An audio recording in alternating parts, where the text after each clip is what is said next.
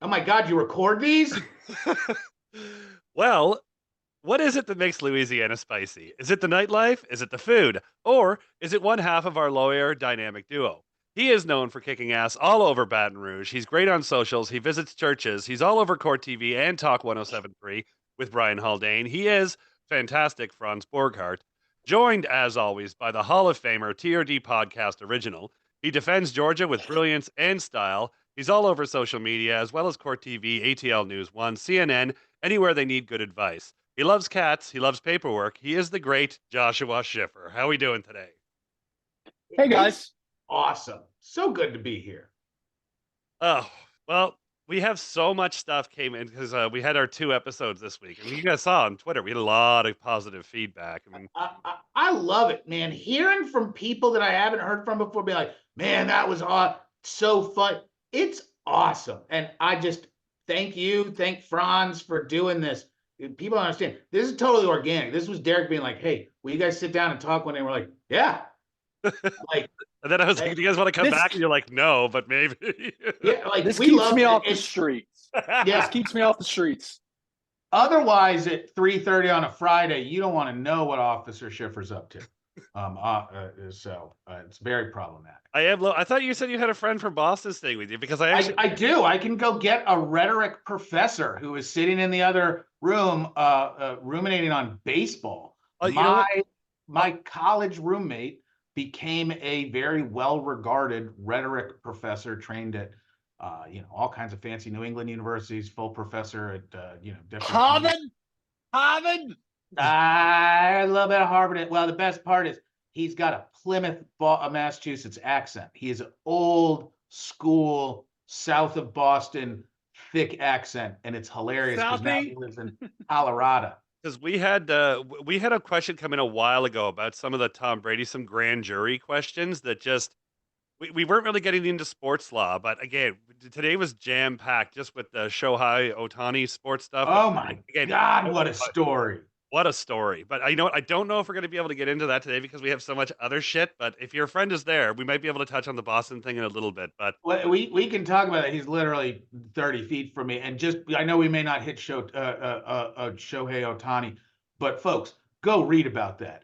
That is so deep, so many layers of the onion. And I don't trust anybody about it because there's some fishiness going on there. what, $5 million? Like, come on. And if that was gambling, so, his career is over. And for people unfamiliar, Japan has a very traditional organized crime universe that is almost respectable. It's part of the establishment. These aren't hidden groups. These are public facing, allegedly organized crime groups. And there you can go into deep, you can go bottomless on Yakuza, which is the basic nomenclature for Japanese mobster.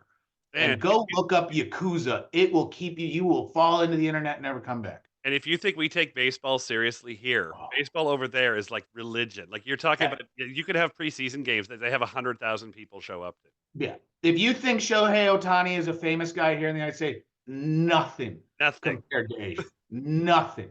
He is Taylor Swift on steroids over there. I know the name of the podcast. Beefy. Did we lose Franz again? Yeah, I think we lost you. Best movie about baseball in Japan, Mr. Baseball with Tom Mr. Tom Selleck. Excellent movie. Okay. So we got to go through some of this food stuff because the last show, you guys even seen on Twitter, people like, we've sold hot dogs this week talking about now, I like good tube steak. Now, Milty in Jacksonville, he had a question for both of you guys. And there's a follow-up little piece of trivia, okay? If you could, I will go to Franz first.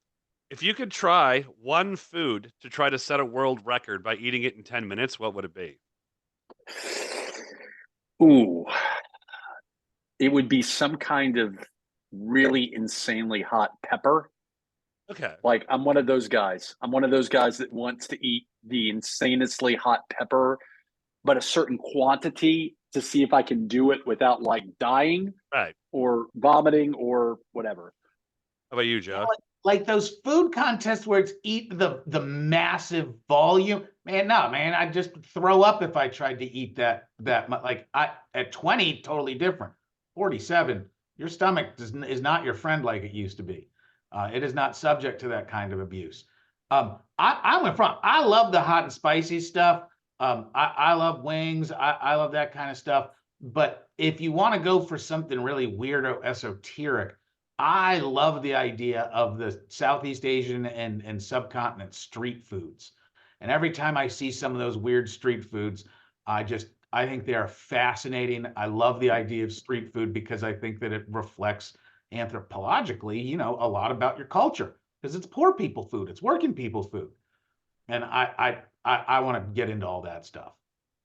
Okay, so the follow up for that was just a quick trivia. Okay, the guy who holds the most food eating records in the world, his name is Joey Chestnut. You might know him from the Nathan and all that. So I'm just gonna go through that. I got 5 of them, and we'll see who gets the most right. Closest to doesn't matter if you go over or not.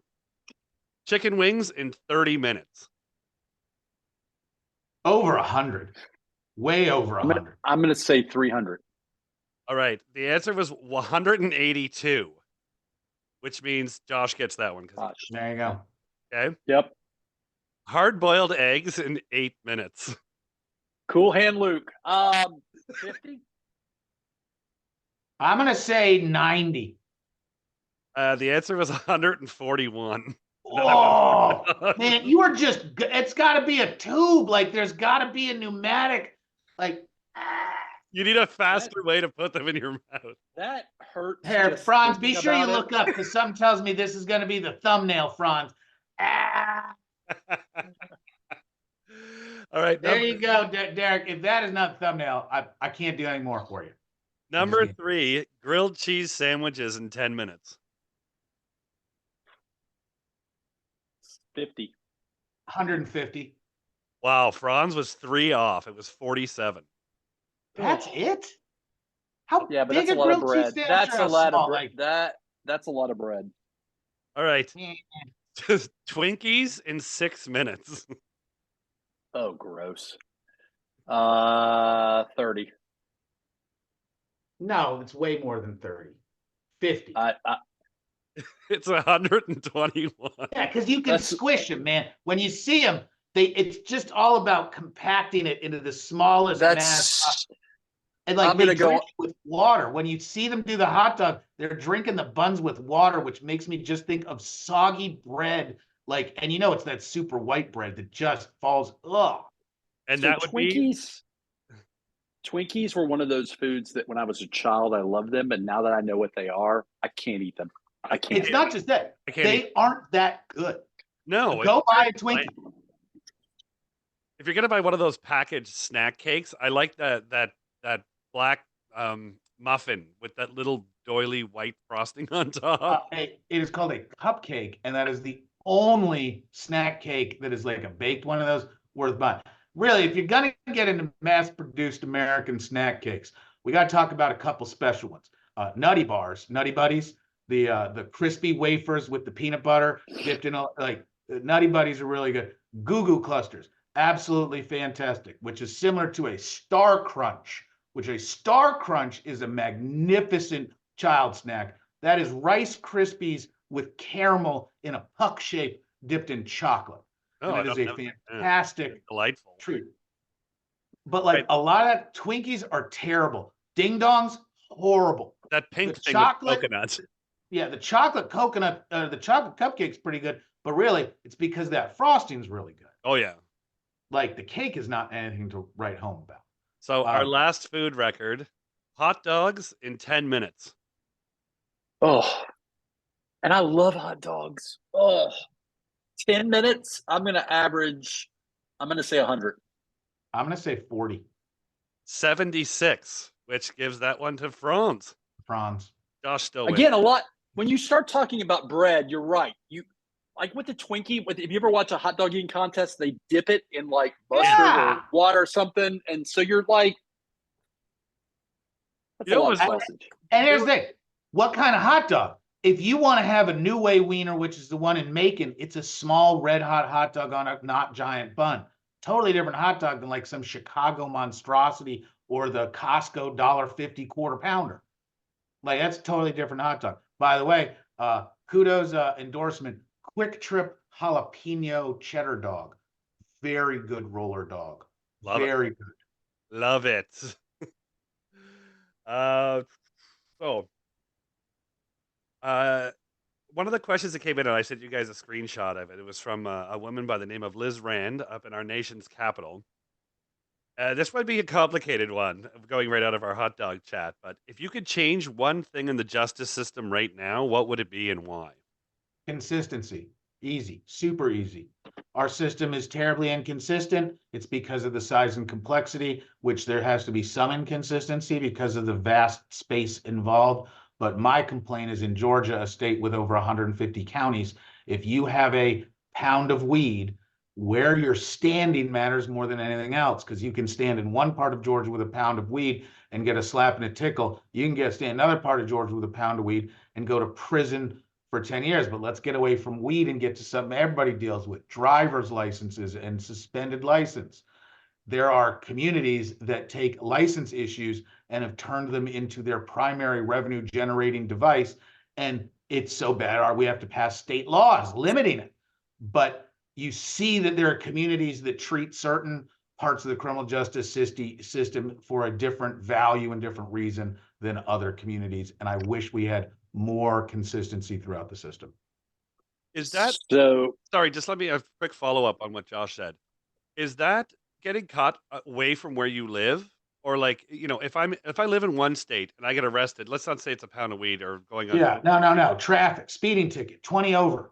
Yeah, but if I'm in a neighboring, county because I'm not at home, am I screwed because I'm in that county? Or it's not because you're not at home. It's the fact that different communities, and in Georgia, it's municipalities, which are inside counties. Then there's a county level. There's all kinds of different agencies that can give you a citation.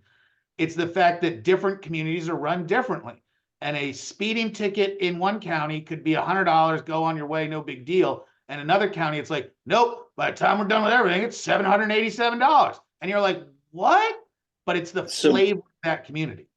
So basic civics at play that people forget about is you have all these local, state, and federal government sovereignties playing at the same time, right? So you may have a speeding ticket in state court in one county or parish and have another in a different county or parish in another area of the state. And there's no consistency, right? So like what one sovereignty does, even though it's a state court in that community does, is totally not affected either way by what the other one does, right? So it is all over the place. And what I will tell you, which feeds into this, is if I could eliminate a cash bail system, which is, in my state at least, the strongest lobbying entity in the state, more so than oil and gas, more so than products and industry, bail bonds. Yeah. It's cash cow. It's just, right. You're literally, imagine your product is you sell cash for more cash. It's literally the product is, what do you sell? I sell money. So I can have a federal case and a state case, two different sovereignties, same crime, federal law, state law. The state bond may be $100,000, or it could be less. The federal may let my guy out under supervision without making an actual monetary bond. So for one, he might not be able to get out of jail because 11-12%, which is what our guys pay, 11-12% to a commercial bondsman. So you do the math on $100,000 bond.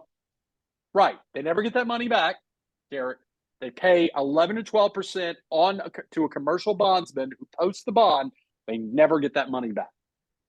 So you obviously, and in Georgia, if they don't call your case fast enough, the bondman gets relieved of his duties. So they've literally, in some communities, sold you a bond that they could never actually exercise, even if you disappear. We have a dormant case rule where say in Fulton County, you post a $20,000 bond and they've not brought you to court within the specified period of time in the statute of limitations or something. There's a process for the bondsman to come off the bond. You don't have to post a new bond, but if you don't show up, it's a no harm, no foul. It's a dormant case. The bond's no longer collectible to the state. because ostensibly the purpose of a bond is if you don't show up, they pay that money to the state. But really, if you then allow them a jail free at the end after a couple of years, you're selling people something that will never be used, and it's just a made up fiction. Now, back to what we were talking about with the consistency and municipalities and traffic tickets. Here's one of the issues we have. If you plead guilty to something in Georgia, there's going to be a financial penalty of a fine. And then that fine has add-ons, junk fees, 5% for law enforcement retirement, 2.5% for victim. We call them junk fees. So $1,000 fine may actually be $1,500. Now, that's only if you take a plea. And if you take a plea, the code says, all right, of that $1,500, 30% goes to the municipality, 50% goes to the city, 25% goes to the state. So there's all that. So what we now have, and I'll just name drop City of Atlanta. Derek, you're driving through City of Atlanta, you get a traffic ticket, but you don't have a bad record. You go to court, and court goes, Derek, you don't have a bad record, so you automatically qualify for pretrial traffic diversion. You're not going to get convicted as long as you complete this program. And by doing this program, you're going to be relieved of your responsibility. The program is writing a check. You pull out your wallet and you give them part of the contents. And that is a program fee. Now, the court still gets to dismiss the ticket because you did what you're supposed to do. But 100% of that fee goes to the City of Atlanta, ostensibly robbing the state system of those revenues before the state can even look at them. It gets better. State of Louisiana, a majority of our public defender system is funded by it, by traffic. A percentage of every traffic ticket funds our indigent defense system. By the way, Derek, if I were to give a second pick of what I would fix in our justice system, it would be parity. Parity that public defender system is funded as much as the state system of prosecution. I want to go back just for 1 second, Franz. If you could just walk us through this a little bit. Let's say I get arrested for, I don't know, robbing somebody at gunpoint. Okay. Now I'm in jail and they set a $50,000 bond. Just walk me through that whole process. Do I have to have the 50 grand? Are these fees and stuff on top of that? So each state differs, but in Louisiana, your family and friends can post $50,000 in cash plus a nominal fee, and you get out of jail, and that money comes back to you, assuming you show up and it's not forfeited. It comes back to you at the end of the case, whether you get convicted or not convicted. If your family doesn't just have $50,000 lying around in cash, on certain crimes they can post property, not on a violent crime, if there's equity in the property to sufficiently cover that bond, or they can go to a commercial bondsman and pay 12% to the commercial bondsman who will post bond for you when you get out, but you never get that money back. And then in nonviolent crimes, in certain circumstances, the court very rarely, but sometimes will let what we call personal sureties, where you can either sign yourself out, which is called a release on your own recognizance, or your mom, your dad, your husband, your wife can sign you out, guaranteeing that that you will show up, and if you don't, they have to pay the bond.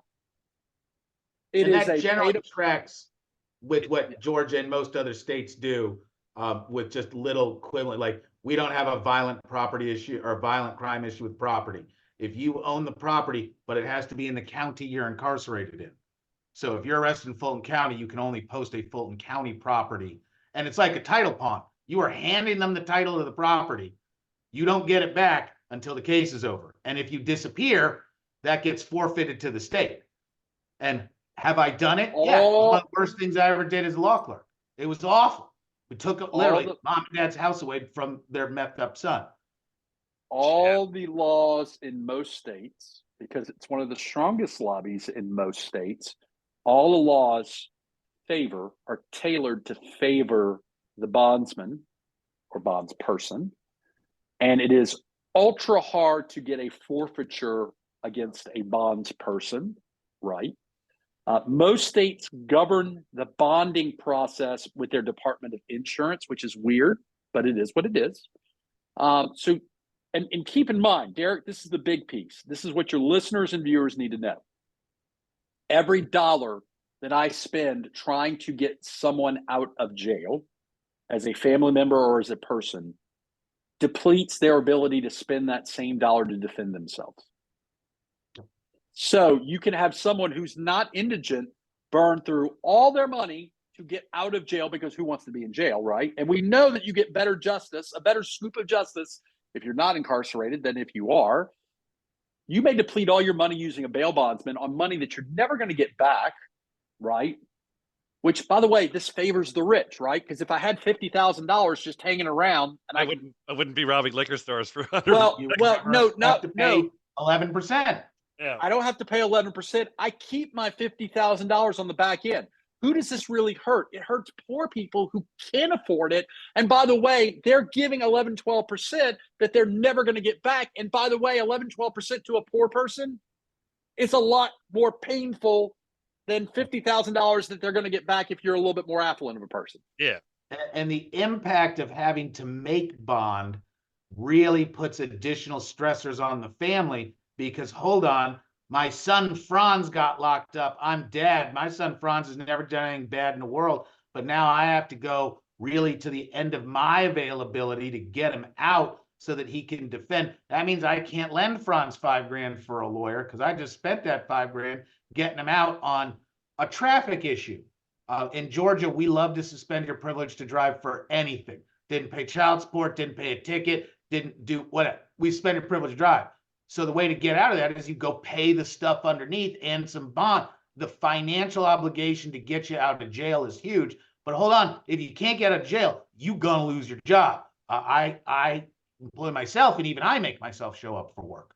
So you start this cycle, and people don't understand, the more on the bubble financially and stability wise, the easier it is for just the littlest thing to completely derail you. And the damages caused by that derailing so much more profound and deep and striking than if it happened to someone who was in the middle class or upper classes. You know what? This actually really ties in. This is all kind of tying together perfectly, because I was going to talk about the gambling thing in a second. But Jennifer in Oklahoma, and you said, you had to take a house away from a couple with a junkie son. Yep. They put up their house, said, get our kid out, he's going to come home. I watched the judge tell them not to do, this is an addiction issue. This is 20 years ago, but it was methamphetamines, and the son had an issue. And then within 6 months, I was filling out the paperwork, take the house. Shit. Well, that was her question again, Jennifer in Oklahoma. We're seeing these cases now that I was seeing in the news. I know we don't like to talk about Donald Trump that much, but that there's news now that they're going to have to take his golf course in one of his buildings to kind of pay the debt, whether he has the money. So whether it's the $100,000 or the $50,000 bond in your case, or if it's $450 million, are these like things that actually ultimately get paid, or is it just something that just strike out forever and goes away? So let's not confuse asset forfeiture for a judgment, right, with a bond. By the way, a bond for a criminal charge in most states is put in place to assure attendance at all proceedings and public safety. That's it. Not to punish. A bond is not meant to punish you. There's good case law that you can cite and go, Judge, that is a punitive bond. It is disproportionate to the charges. This is punished, and that is a great way to get a bond changed. A forfeiture of assets or a seizure of assets based on a money judgment has all sorts of rules that vary from state to state. They can seize certain things. They generally can't. Most states say you can't seize your primary residency because that's your home, right? They can attach a judgment to it to where if you ever sell your residency, they are a lien or a judgment debtor it's not as good of a security interest as a mortgage, but it's somewhere in there. They're going to get Trump before you do. Right. With Trump and all the assets, like a golf course or whatever, a plane, whatever, you name it, he's got assets to seize. And they're going to. Go ahead. No, sorry, Franz. And they're going to do, remember, this is a civil fine. So he gets to appeal it. No one's stopping his appellate rights. But if you want to go to an appeal, you got to make sure you got to give us enough promise to so that we can collect this judgment if you lose, because we've been awarded a judgment. And that's why the AG and Miss Jean Carroll got approval of the bond, because it's got to be the right kind of assets. And now I don't know how current you are, what's happened the last couple of hours, but we just had Donald Trump come out on Truth Social and brag about how he has about $500 million in cash. Yeah, I saw that sitting around. Why would you and even? The lawyers are all hating themselves because you got a whole bunch of lawyers telling the court, Mr. Trump does not have enough assets. We cannot get a bond. We've gone to 30 bonding companies. No one will give him a bond. You don't have to. He can put up all the money in just cash. They'll take straight cash. A bond is a discount. A bond, you pay a bonding company a fee so that they put up the cash for you. If he has $500 million, the judge is just going to turn around and go, then put up $500 million. Yeah. and it is unbelievable to see the two arguments occurring at the same time. I'm too poor to post anything. I have $500 million in cash. And one of them has been pled by lawyers in front of a judge. 500 million. That's all the money I have to well, the worst part, so when statements are made in court, it's not obviously Mr. Trump making a statement. No, Mr. Trump made a statement to his lawyers, and the lawyers put that statement and certify it through their licensure and their position as an officer of court and say, Judge, rather than just trusting Mama Joe off the street, I'm a lawyer. You know who I am. I have a personal accountability because I'm licensed and blah, blah, blah, blah, blah. I've reviewed this with my client. I've confirmed what I'm going to tell you. And here is my statement. Mr. Trump cannot get $500 million.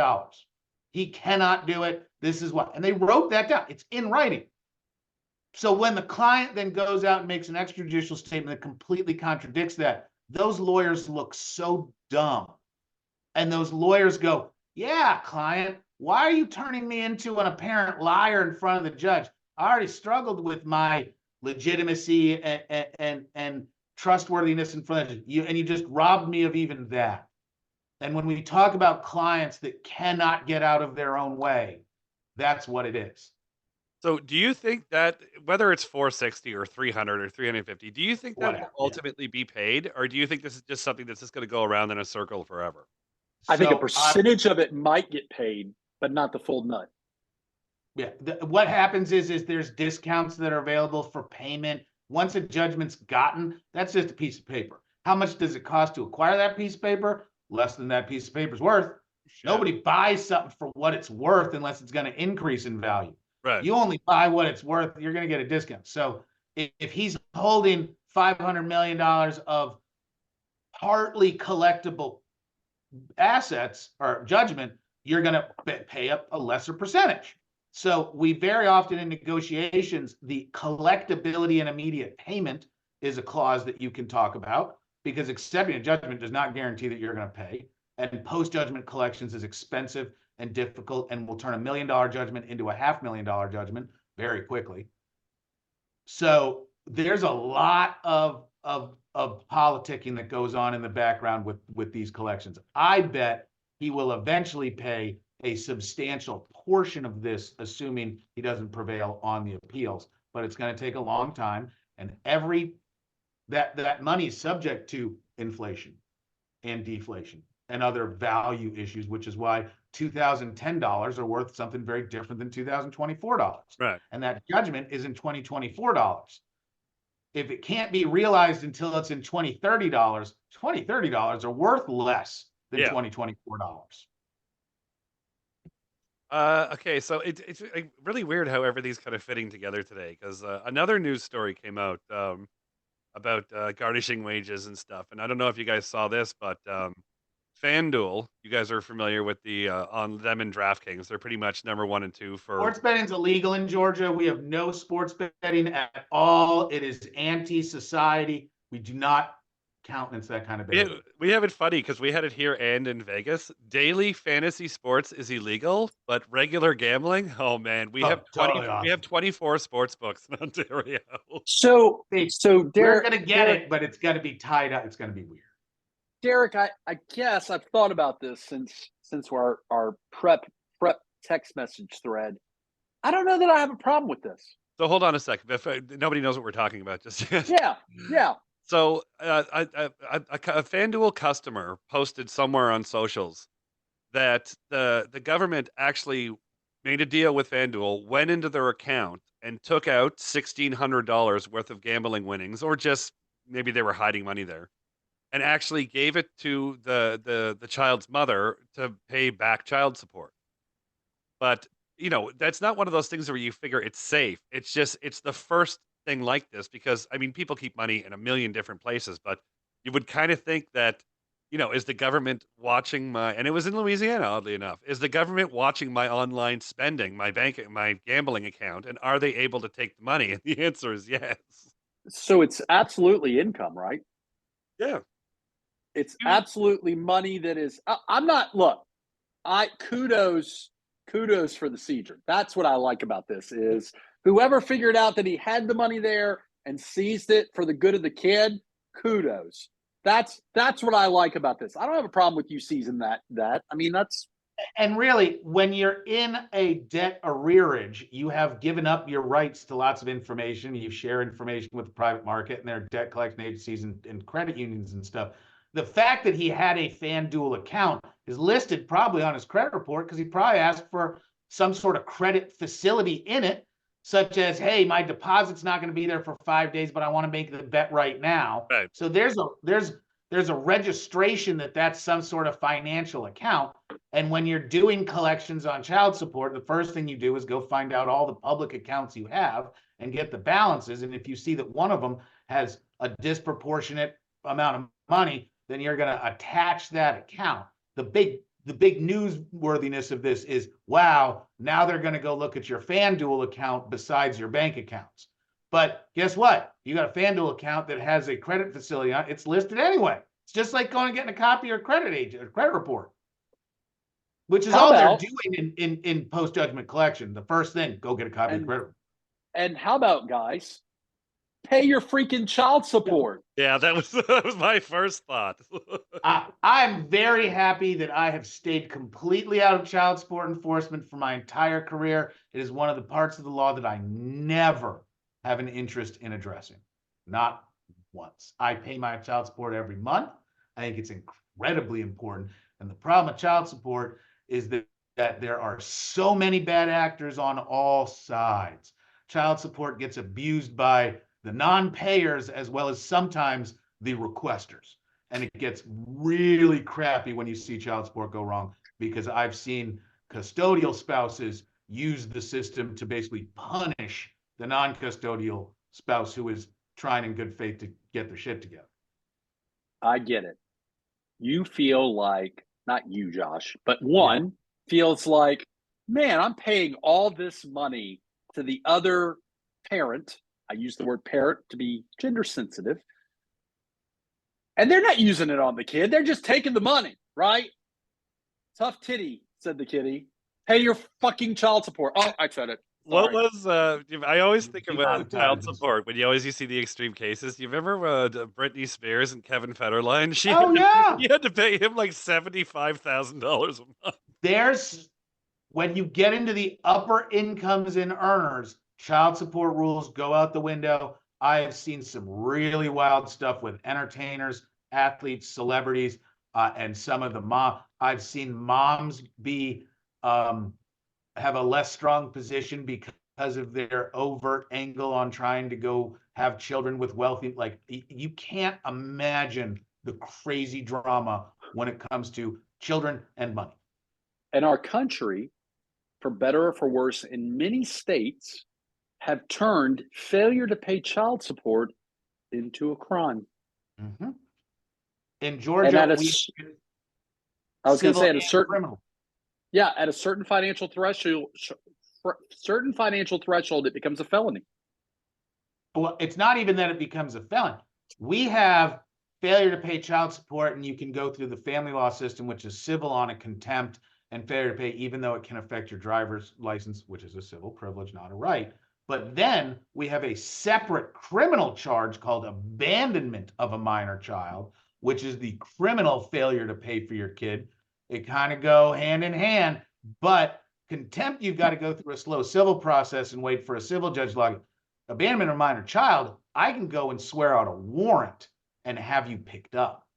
And there's a list that no one will admit to existing of people that aren't allowed to apply for that warrant anymore because they used to abuse it. Because it was as bad for a bit as, I don't like Franz this week because he did something wrong. I'm just going to go have him locked up on an abandonment charge. And that works. Oh, yeah. Really? It is one of the job, like it was off. It is one of the few instances of permissible debtors prison that we still allow.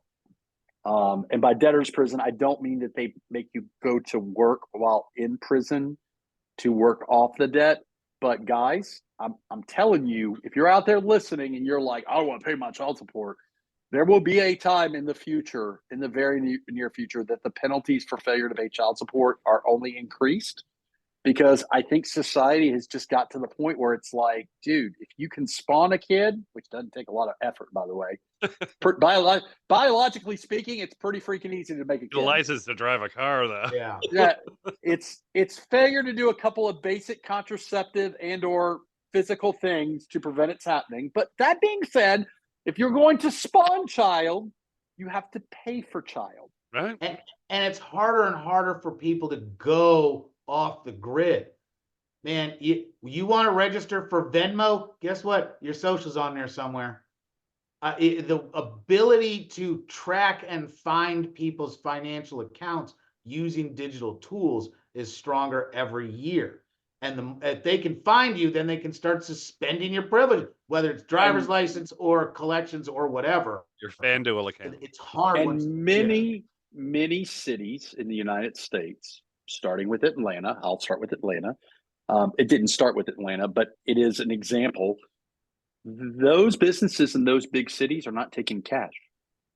I went to Atlanta. I went to Atlanta to go do Court TV. Starbucks didn't take cash. Certain restaurants didn't take cash.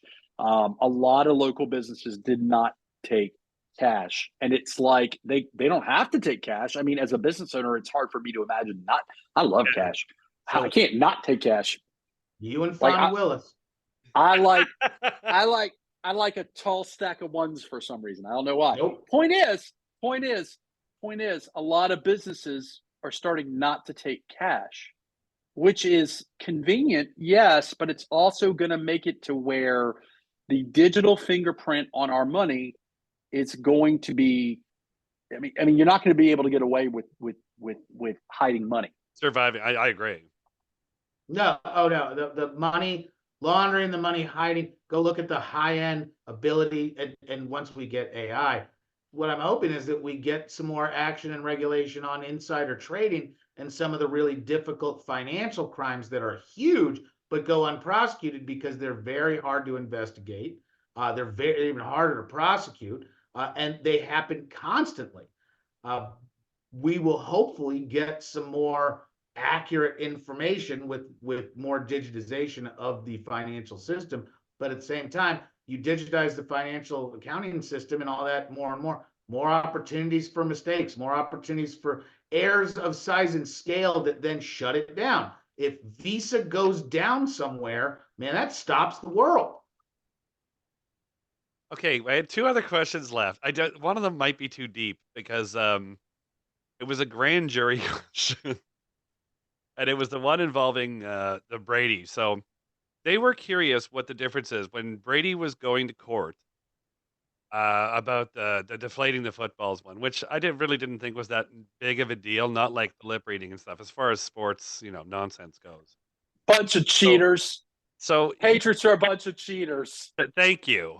So the NFL union lawyers had put over $1.5 million worth of effort into that case, up to the point where it was going to go to the grand jury, and that's when he took the 4-game suspension. because I guess again Put up or shut up. Courthouse steps. You know. the whole question there was, why take it to that point? What makes a grand jury different than a regular jury case?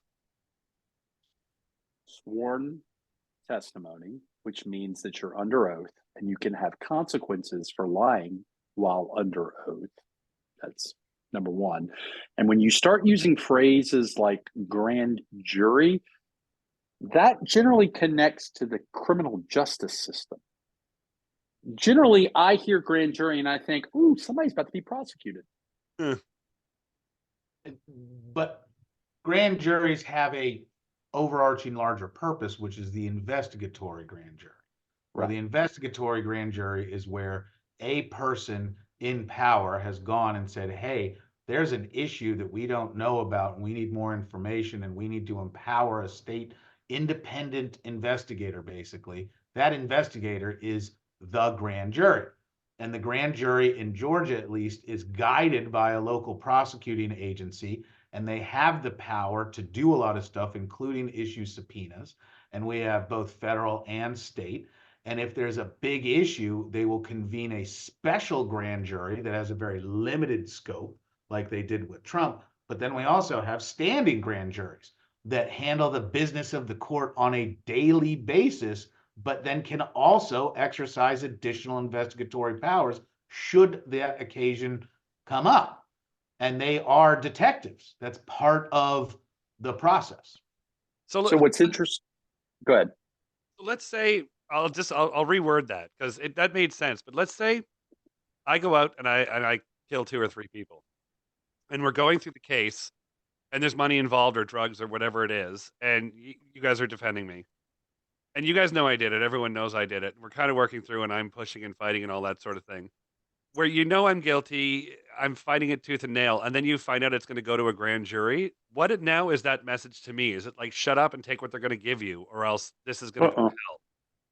The prosecutor taking the matter to a grand jury is a formality.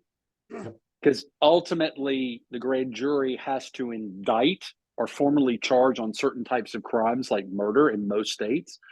And by the way, the grand jury process, the defense doesn't participate. We don't get notice. We don't get told until we find, hey, your client's been indicted. Here's his arraignment date. Oh, shit. Awesome. Now, the only difference for that is if you're a cop, because in Georgia, if you're a cop, they have to give you a whole bunch of information and you have the right to show up and ask a bunch of questions because you're a cop and you're special. But everybody else, I don't find out things are going to grand jury. Not in a million years. They don't tell me. I'm not invited. If I tried to show up, I'd get kicked out. And it's all secret. Yeah, it's all secret. And what a grand jury for indictments is a prosecutor saying, hey, I'm next bringing in the case versus state versus Franz. Officer Johnson, please swear yourself in. Tell us what brings you here today. Did you see Franz break the law? What was it? Thanks. Grand jury, we now have provided probable cause and sufficient facts for you to return this pre-prepared true bill of indictment that we've already filled out for you. Go back and vote. And they indict cases in a couple of minutes. Really? Oh, yeah, dude. How else would they handle thousands and thousands of cases? And there's not rules of not even questions asked. Yeah, no rules of evidence. I don't have to put experts on. If I'm presenting to the grand jury, I can put a detective on. And a detective can testify, hey, we ran the DNA and the DNA came back this way. I don't have to put for a grand jury, I don't have to put up witnesses. Hearsay is acceptable. All of it's okay. There's zero. They can put up fake evidence they can't bring into court. Inadmissible evidence. Now, shit. Who sits on the grand jury? Is it lawyers and judges, or is it like what is the setup there? There's obviously no jury selection. Citizens. Really? It's random allotted citizens that serve a certain period of time. Each state legislates what those rules are for getting on. Those jurors differ from what we call pettit jurors. Pettit jurors are generally that's the jurors that sit in the box that judge whether or not the state proves its case beyond a reasonable doubt, right? So grand jurors are citizens no different than you, me, whomever. Doesn't have to be a lawyer, doesn't have to be a judge. It's not adversarial, so whoever gets allotted on there gets allotted on there as long as they're legally eligible to do it and they serve a period of time. That's it. So with a lot of the cases that you see that go to a grand jury, is it like a prosecutor throwing a Hail Mary, or is it just the defense getting railroaded? It is the grand jury determination for an indictment is probable cause, not proof beyond a reasonable doubt. Okay. Probable cause for the viewers and listeners is, did a crime happen more likely than not? That's it. And really, the grand jury process is a case management exercise.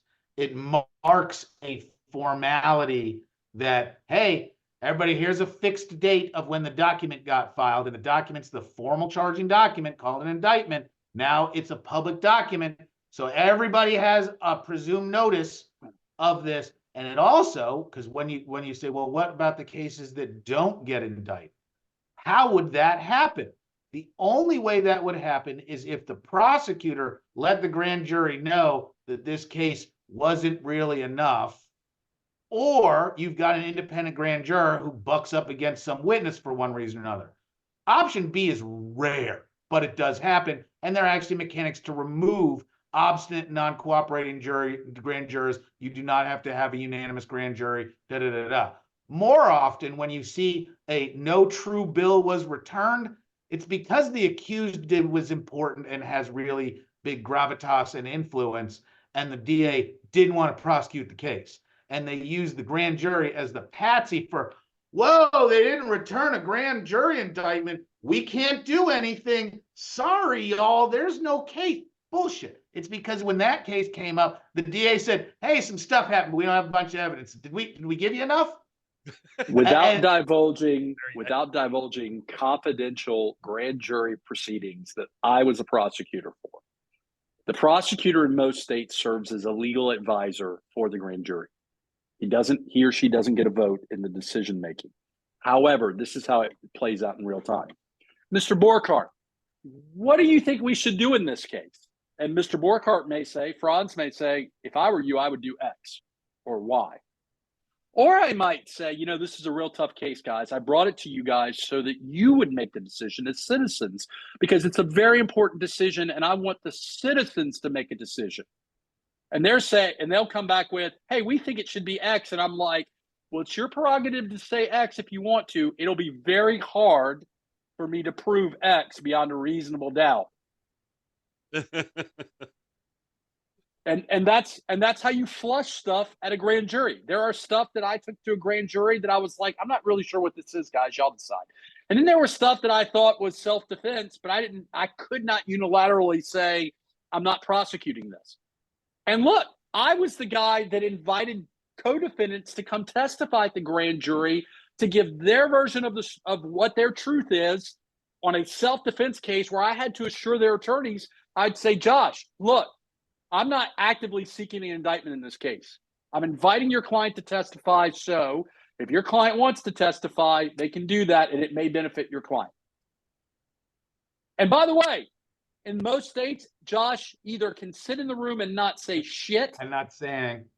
And in federal court, Josh doesn't even get to be in the room for the grand jury proceeding. He's down the hall, available if his client has a question. Oh, no lawyer. And the grand jury process in federal gets even more complicated because it's actually a process.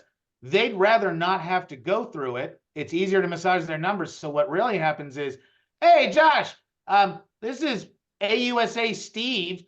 We're going to go arrest Franz and prosecute. And here's a target letter saying we're after Franz. Why don't you skip us having to go to a grand jury, accept this information, and here's all the discovery. Please don't make us actually have to go indict him. Doesn't he want to plead guilty on an information and get a way better deal than if we have to actually go get him indicted and do more? And it's basically telegraphing to you, hey, don't make us work. If Franz wants to get the deal on the front end, he better take it right now. Otherwise, the federal government's going to bend him over. Oh, and they'll tell you, like, it's part of the art and negotiations of working in and around grand juries. All right, well, we'll have to get into this a little bit more because there was a few cases and stuff that I looked up where that whole thing has gone awry, and I think we might be having Ann Bremner on with us next week because she wrote a book. She's awesome, brilliant, great lawyer. So we could actually talk about some cases and stuff. But And one more. This guy wrote this question in twice. His name's Randall from Tennessee. Said, if you have a brand new $6,000 mattress, somebody dies on it, you have to throw it out. No. You give it away and you get a write-off. I thought and you should not spend $6,000 on a mattress. That's poor financial controls. See, I wouldn't sleep on it, but I've spent stupid money on mattresses before. Yeah, I've spent stupid money. $6,000?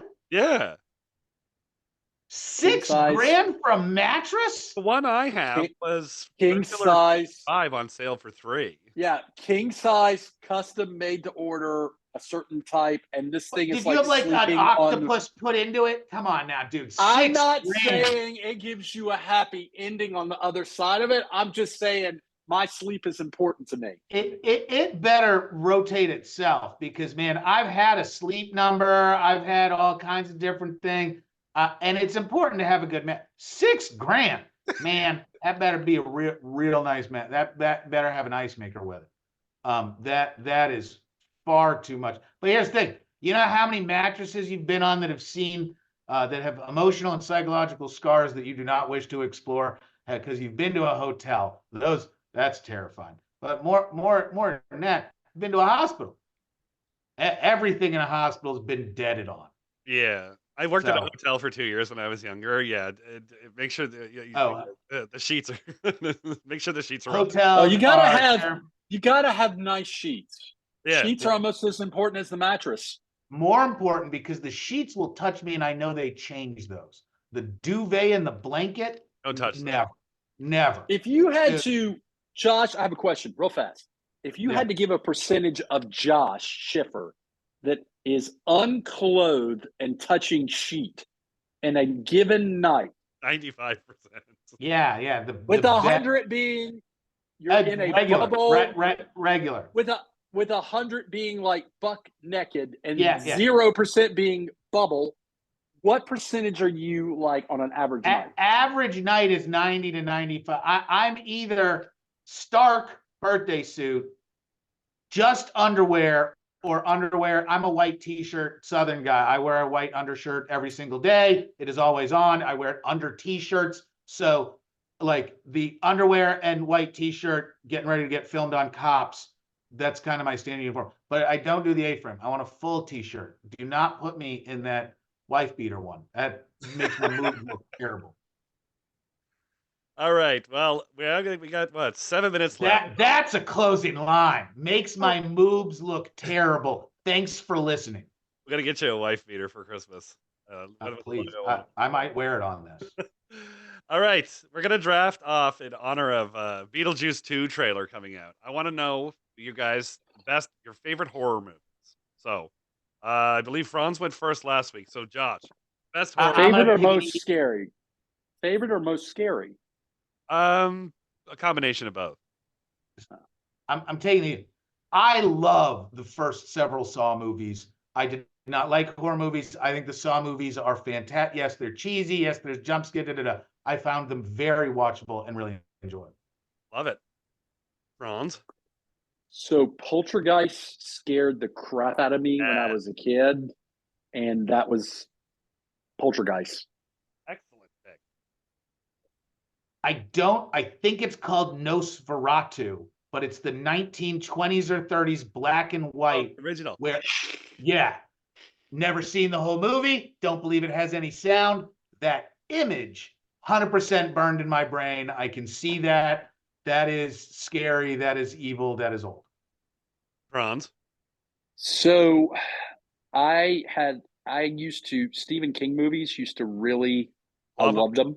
Love them. The original Pet Sematary. That excellent pick. That's in my top. Yep. That's a really good one.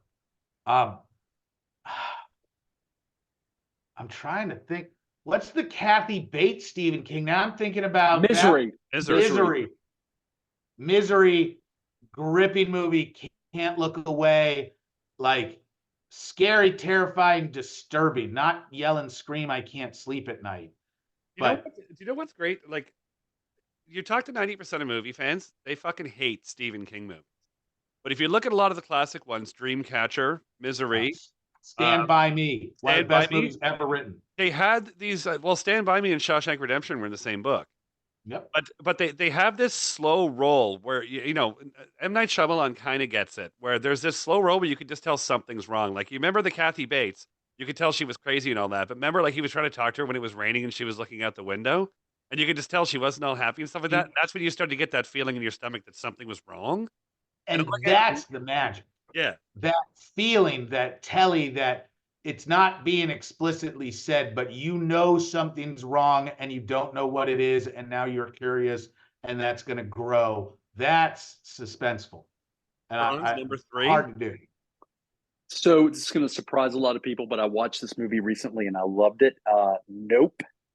N-O-P-E. Nope. Oh, it's the movie from I know. What's it? So I'm a sucker for alien movies, like scary alien movies, and that is like, and which is also why Steins is in my top 10. Oh, so M. Night Shyamalan, I think it's one of his best, because somebody had spoiled. I was gonna say it's the one M. Night Shyamalan movie that I'll be like, no, that one's pretty good. Signs I can do. Unbreakable is M. Night Shyamalan's best movie, I think. Is it? I don't know if I've seen that one. Not a horror movie though, so it doesn't count. Yeah. Right. And like, horror movies are weird because like I prefer suspenseful, scary rather than like horror. Yeah. Like, when I think horror, it's the Resident Evil jump scare. That doesn't intrigue me nearly as much as the frightening mystery, unsolved spookiness kind of stuff. Even though, what's the movie where they all end up underground and there are aliens in the tunnels underground that came out in the early 2000s? War of the Worlds with Tom Cruise? No, it wasn't. It was a no famous people horror movie, but I just remember them all being underground in the tunnels and flashing lights, and the idea of being trapped underground in a tunnel is terrifying. All right, well, we still need your 4th pick, Josh. Oh God, man. I'll go back for the classic, since they came out when I was a kid. The Friday the 13th, the original couple, are legitimately scary horror movies if you can really appreciate the era in which they were made. I would bet my daughter now would look at it and be like, this is the dumbest thing in the universe. Oh, but your daughter's getting that age though where you can start showing her these movies, because like, there's certain movies, like when people watch The Shawshank Redemption for the first time, like their mind's blown. You kind of want to see that. The Coen brother movies, man, you show a kid, Oh Brother, Where Art Thou? Yeah. Which you can watch that with an 8-year-old and the kid will get it, because it is that good story. And a couple adulty portions in it, goes right over the kid's head. But I love showing those movies to my daughter. Franz, your last pick? Ooh, I think it's John Carpenter's They. That's a scary one for me, and I enjoy it. Like Scared of the Dark is kind of like my They. I think it's a John Carpenter. Yeah, no, I remember. I'm drawing a blank on it. I know I've seen it. That's the one where there's an interdimensional like doorway or closet, and there's a bunch of creatures that exist on the other side, and they drag you out in darkness, and it's.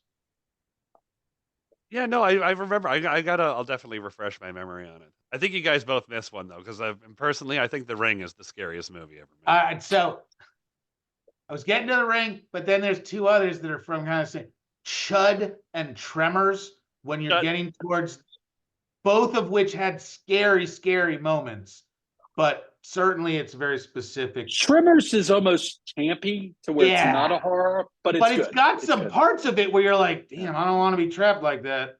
You know what? The saddest thing I've ever heard years ago, they actually shot a whole series of Tremors, a 10-episode season with Kevin Bacon that never got the green light. It's filmed, it's sitting on a shelf somewhere, and it never got released.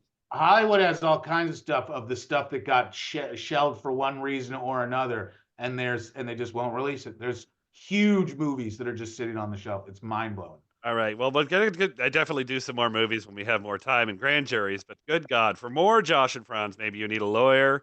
Maybe you need advice. Maybe you were fired for, I don't know, owing somebody $460 million and then going on the run. Check out Joshua Schiffer at www.jdgrouplaw.com, on Twitter at LawyerSchiff. or just Google Joshua Schiffer for an extra heaping helping of Franz Borghardt in Louisiana. Visit www.borghardtlawfirm.com or on Twitter @BorghardtLaw, or just use the old internet machine. Google it, reach out to me, do whatever you want. Gentlemen, thank you so much, and have a great rest of your day. And watch out for, by the way, latest release from Georgia law enforcement. Enough play money from movies has made we're the Hollywood of the South. Then now there are warnings to check your bills for Hollywood money. Bye, guys. You heard it here first. Bye.